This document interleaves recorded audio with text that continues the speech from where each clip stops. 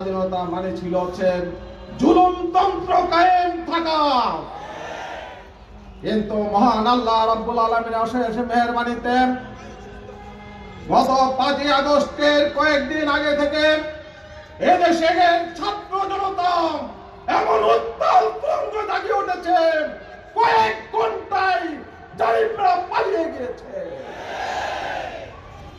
প্রিয় ভাইরা, আমরা এই দেশকে একটি সুখী সমৃদ্ধ বাংলাদেশ গড়ে তুলতে চাই। আমরা এই দেশকে একটি শান্তিপ্রিয় বাংলাদেশ গড়ে তুলতে চাই। আমরা এই দেশকে একটি বৈষম্যমুক্ত বাংলাদেশ গড়ে তুলতে চাই। আমরা এই দেশকে মানুষের জন্য বসবাস উপযোগী একটি স্বপ্নিল বাংলাদেশ গড়ে তুলতে চাই।